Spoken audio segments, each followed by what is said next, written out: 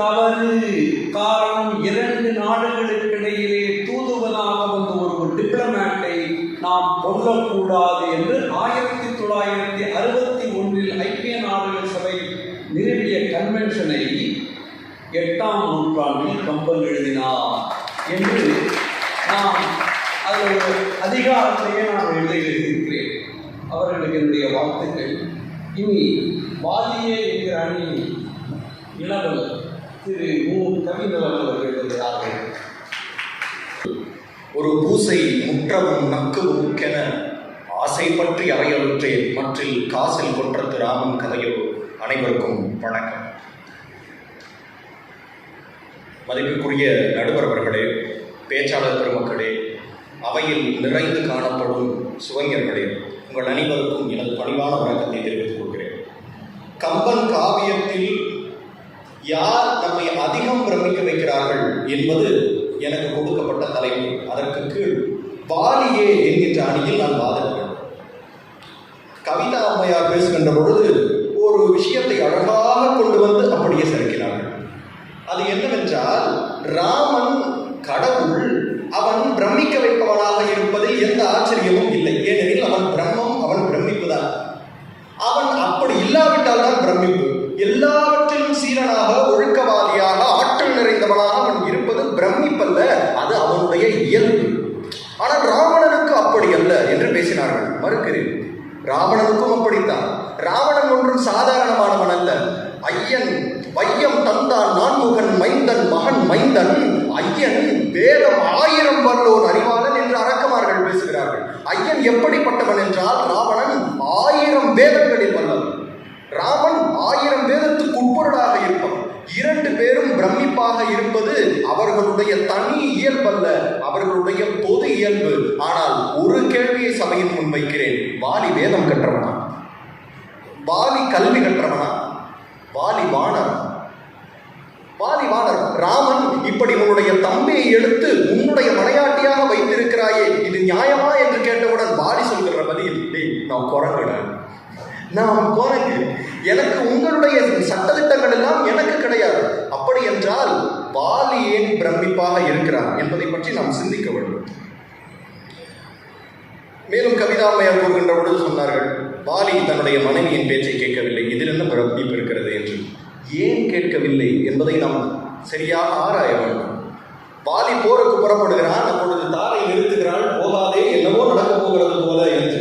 அதற்கு என்ன தெரியுமா சொன்னால், அன்னது கேட்டவள், அரச ஆயவருக்கு இன்னுயிர் நட்பு அமைந்தது, ராமன் என்பான் என்னுயிர் கோடலுக்கு உடன் வந்தான் என புண்ணிய அன்பினார் சொல்லினார் என்றாள். வாலி யார் என்பதை முதலில் நாம் புரிந்து கொள்ள வேண்டும்.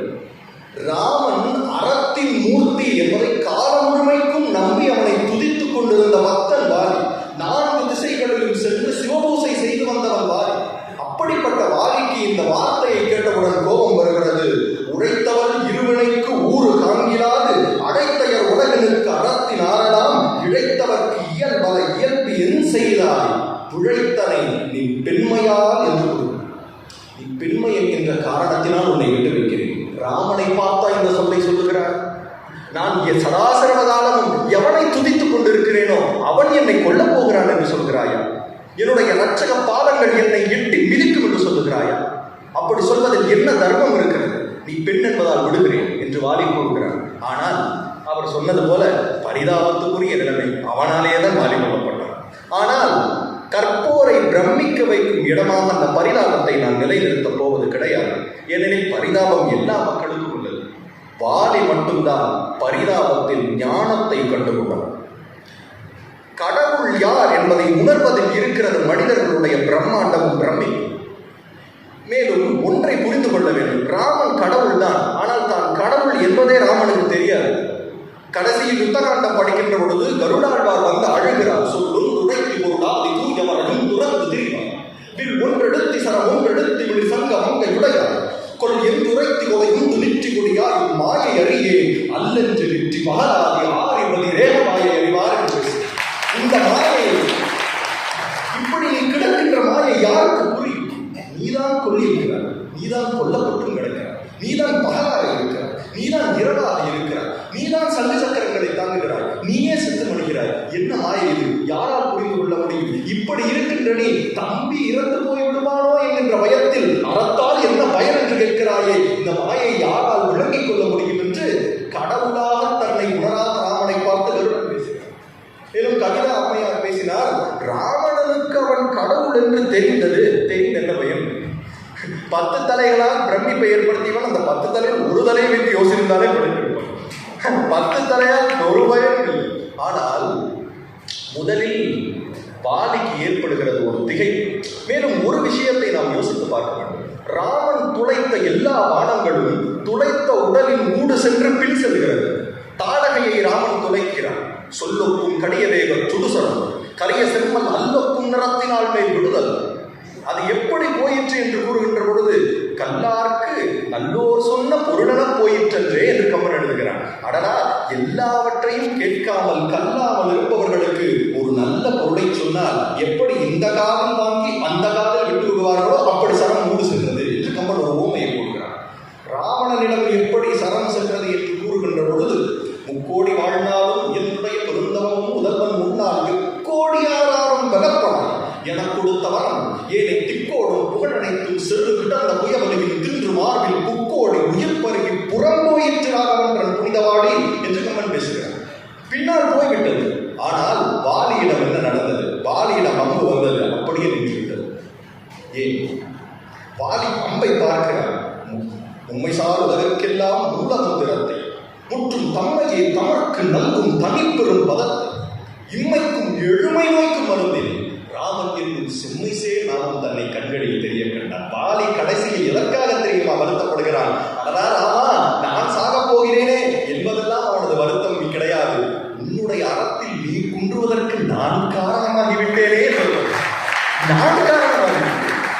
அவன் கேட்கிறான், கோயில் தர்மம் உங்கள் குலத்துதித்தோர்கெல்லாம் ஓவியத்தெழுதவுன்னா உருவத்தாய் உடமை என்றும். அரச நீதி என்பது உங்களுடைய குலத்தில் உதித்த எல்லாருக்கும் உடமை அல்லவா? நீ இப்படி செய்யலாமா? அதற்கு ஆறுதல் சொல்லுகிறான். ராமனுக்கு வாலி ஆறுதல் சொல்லுகிறான். ஆவியை சரகன் பெற்ற அன்னத்தை அமிழ்தின் ஒத்த தேவியை பிரிந்த பின்னை துழைத்தனர் போல். தேவியை பிரிந்து விட்டாய், ஏதோ தவறு செய்து விட்டாய். மேலும் அவன் கேட்டுவிட்டு எல்லாவற்றையும் பின்னால் சென்று ஒரு தேவ நிலையில் நின்று பேசுகிறான். ஆமாம், என்னை நீ கொன்றது சரிதான். சரி மட்டுமல்ல, அது என்னுடைய பாக்கியம். அவன் கூறுகிறான், தோன்றலும் இறத்தல்தானும் துகள துணித்து நோக்கி மூன்றுலகத்தினோடும் மூல முடிவே அன்றே யான் தவமுடைமையார் இவ்விருதி வந்து செய்தது யாக்கும் சான்றன நின்ற வீரன் தான் வந்து விழுதந்தான். முனிவர்கள் எல்லோரும் கால முழுமைக்கும் எந்த வீடு வேற்றுக்காக தனியே அமர்ந்து கடுவலியில் கலந்து உடலை உருக்கி உயிரையெல்லாம் சிதைத்து எதற்காக நின்றிருக்கிறார்களோ அந்த பிரம்மம், அந்த கடவுள் வாலியை தேடி வந்து வீடு கொடுத்து சென்றது என்றால் வாலி எப்பேற்பட்ட பிரமிப்பை கொடுப்பவனாக இருக்கிறான். இந்த வீடு முன்னால் இருந்தவர்களுக்கு கிடையாது, தாடைக்கு கிடையாது, யாருக்கும் கிடையாது, வாலிக்கு கிடைக்கிறது. ஏன்? வாலி வானரமாக இருந்தால், அவன் எந்த வேதத்தை கற்காமல் இருந்தால் தன் முன்னால் வந்தது பிரம்மம் என்றவுடன் சரணடைந்துவிட்டான். மூவரும் நீ, முதல்வன் நீ, முற்றும் நீ, மற்றும் நீ, பாவம் நீ, தர்மம் நீ, பகையும் நீ, உறவும் நீ என்று பேசிய பொழுது கபிலா அக்கா சொன்னார்கள், அது பிரமிப்பு என்று. அது பிரமிப்பல்ல, அது அறிதல். அது உண்மையை அறிந்து கொள்கின்றது. தன் முன்னால் வந்திருப்பது யார் என்பதை உணர்ந்தவுடன் சரணாகதி அடைகின்ற திறம். அடடா, உன்னை காண்பதற்காக வல்லவா இத்தனை காலம் காத்துக் கொண்டிருந்தேன். ஆனால் ஒரே குறை, நீ என்னை அறத்தின் பார்ப்பட்டு வீடு பெறுந்திருக்கலாம். அதை பற்றியெல்லாம் கவலை கிடையாது. எனக்கு வீடு கிடைத்து விட்டது. நீ என்னுடைய இறைவன் என்று காலில் விழுந்த அந்த வானரம் அல்லவா நம்முடைய மனதில் பிரமித்து நின்று நிலைக்கிறது. அப்படி பேசுகின்ற பொழுது உலக வாழ்க்கையில் நாம் ஒன்றை புரிந்து கொள்ள வேண்டும். நாம் ஏன் ஒழுக்கமாக இருக்க வேண்டும் என்பதை பற்றி ஜெயமோகன் ஒரு இடத்திலே கூறுகிறார். நம்முடைய பிள்ளைகளிடத்தில் நாம் முகம் கொடுத்து பேசுவதற்காகவே நாம் ஒழுக்கமாக இருக்க வேண்டும். நாம் ஏன் ஒழுக்கமாக இருக்க வேண்டும்? எதை சொன்னாலும் நம்மால் சொல்லிவிட முடியாது. நான் ஒரே ஒரு கேள்வி கேட்கிறேன். தந்தை சவறு செய்திருந்தால் மகனுக்கு தெரியுமா இல்லை? வாலி இறந்த பின்னால் வந்து மகன் பேசுகிறான், எந்தையே எந்தையே, இவ்விழுதுரை வளாகத்திற்கும் சிந்தையால் செய்கையால் ஓர் தீவினை செய்கிறார். சிந்தையாலும் சரி, செய்கையாலும் சரி, ஒரு தீவினை செய்யாதவனான உனக்கா இந்த நிலைமை என்று பேசியவுடன் ராமன் சொல்லுகிறான், கவலைப்படாதே, உன் தந்தைக்கு நான் வீடு வருவது. அப்பொழுது ஒரு வானரம் எவ்வளவு நம் முன்னால் பிரம்மாண்டம் எடுத்து விஸ்வரூபம் எடுத்து நிற்கிறது. மேலும் ஒன்றை சொல்லிக் கொள்கிறேன், ராமன் இறைவன், ராவணன் எதிர்த்தலை நாயகன், ஆனால் வாலி அடியவன். உலகத்தில் எது பெரியது என்று அவ்வையிடம் கேட்டால் அவள் சொல்லுவார், தொண்டர்தம் பெருமையை சொல்லவும் பெரிதே. தொண்டர் யார்? வாலி தொண்டனாக இருக்கிறார். மேலும் ராமன், ராவணன், வாலி இந்த 3 பேரும் கதாபாத்திரங்களை தாண்டி அவர்கள் நம்முள் இருக்கின்ற 3 குணங்கள்.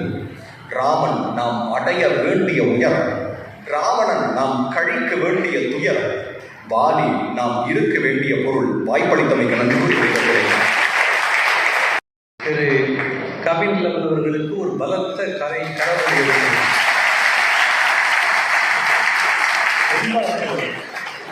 ரொம்ப பிரமாதம்.